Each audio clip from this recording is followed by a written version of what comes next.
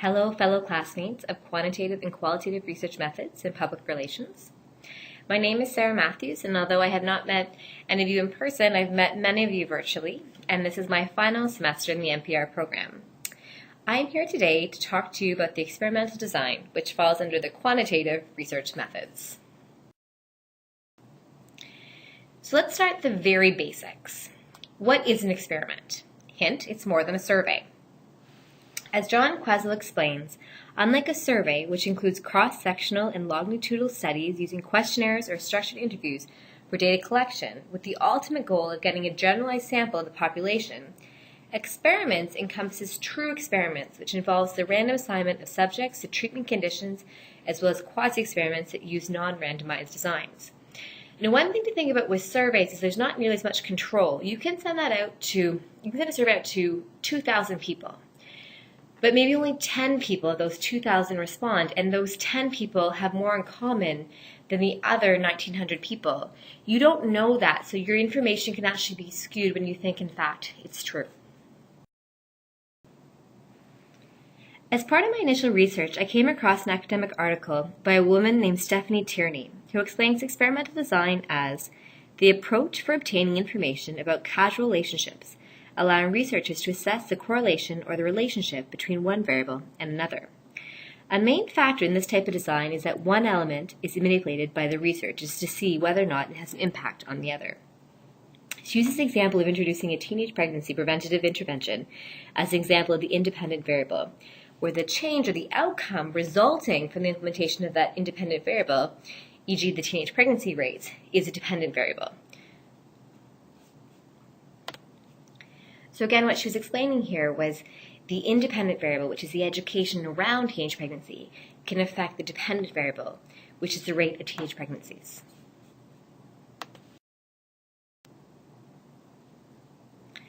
Now, with any of the designs that we've looked at, there are definite pros and there are definite cons. And I want to take some time to speak about the pros and the cons of experimental design. Starting with the pros, there's three that I want to talk about: control, cause and effect, and better results.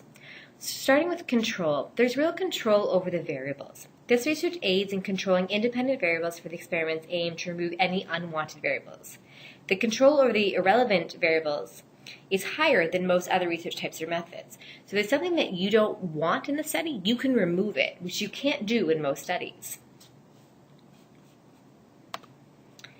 Another pro is cause and effect. There's an easy determination of the cause and effect relationships. The experimental design of this type of research includes manipulating independent variables to easily determine the cause and effect relationship. It's very easy to tell whether or not something does or does not have an effect on your research. And the last pro that I really saw as a strong one was better results. Due to the control set up by the experimenter and the strict conditions, better results can be achieved. Another good thing about experimental research is that experiments can be repeated time and time again to truly check those results, which can also help build the researcher's confidence in those results. And one of the great things about better results is that the public can also have a stronger strength and belief in the accuracy of that study. So for example, when you look at different drugs, it's a very common use of study. And if you look at an example like diclectin, which is used to treat nausea in pregnancy, there's such sensitivity around that because you want to make sure there's no chance that a drug could somehow impact the fetus, because we know that did happen with previous drugs. And so because diclectin has been tested and tested and tested and tested again, physicians didn't have to worry about prescribing it to their patients, and patients could have confidence in the research backed up by it, as well as the expertise provided by their physicians. Now, we know nothing is perfect, and there are definite cons of experimental design, and I want to talk about three. The first is failure to do the experiment. The second is it can create artificial situations, and the last one is it's subject to human error. So starting with failures to do experiment, one of the disadvantages of experimental research is that you cannot do experiments at times because you cannot manipulate independent variables either due to ethical or practical reasons. Taking, for instance, a situation wherein you are enthusiastic about the effects of an individual's cultural or the tendency of helping strangers, you cannot do the experiment. The reason for this is simply because you're not capable of manipulating the individual's culture. Another con is it can create artificial situations. Another disadvantage of experimental research is that this control irrelevant variables at times, and this also means you're creating situations that may not reflect the real world. And the last one is the subject to human error. Just like any other type of research, experimental research is also subject to human error, and this will somehow affect the efficiency of the results. Now, one of my favorite parts about this assignment was looking at 3 examples. So I love looking back at historical examples. And there are a lot of hallmark examples of experimental research that is randomly assigning participants to different treatments.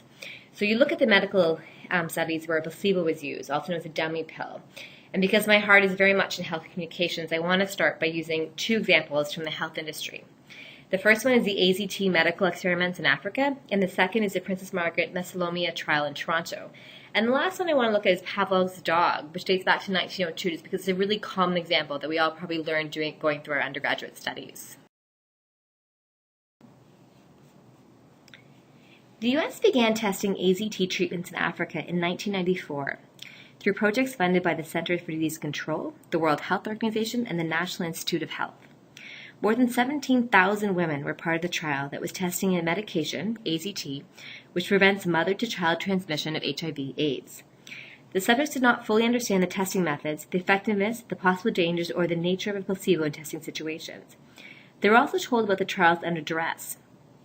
Half these women received placebos that had no effect, making transmission very likely from the mother to the baby. As a result, they estimate that at least 1,000 babies contracted HIV/AIDS, although a proven life-saving regime already existed, which was the AZT medication.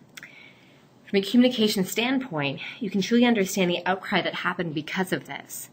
Why, in order of science, did they put 1,000 babies at true risk of contracting HIV/AIDS?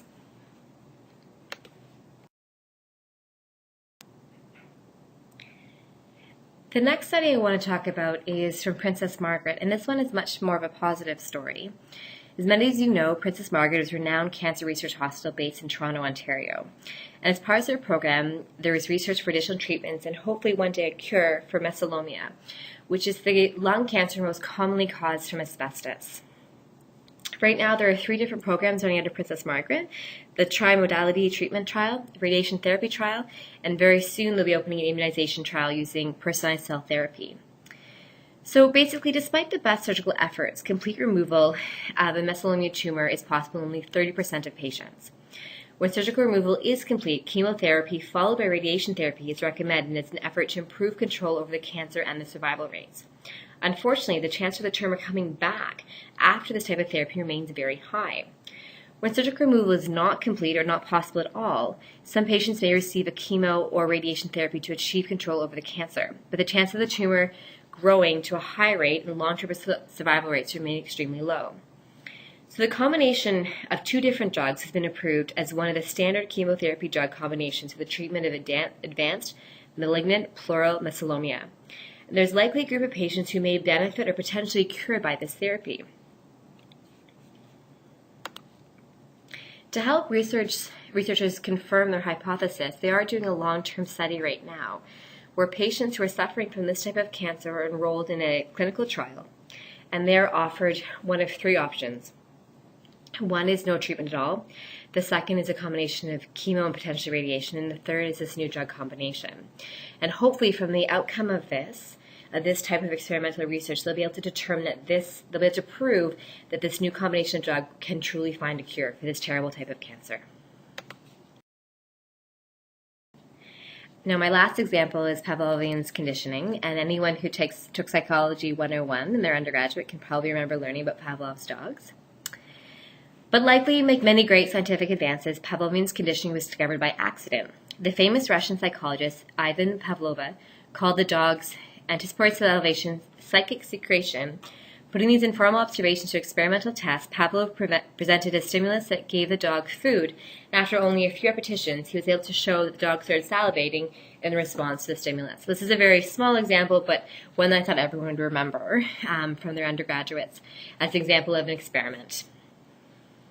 And one of the things I really liked about this experiment was it was so controlled, and that was, as I talked about, one of the great advantages, but also a disadvantage of this type of experiment.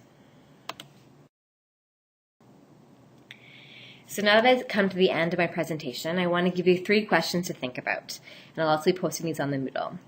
The first one is, do you see any additional advantages and or disadvantages beyond what has already been discussed in this presentation for experimental design? The second question is, what is one example of a research project that used experimental design? Something that you look back in history, one that really resonated with you. And do you feel this was the right approach for this study? And lastly, discuss the ethical implications behind experimental design, and when possible, please reference examples. Thank you so much, and I look forward to discussing this further with you on Moodle.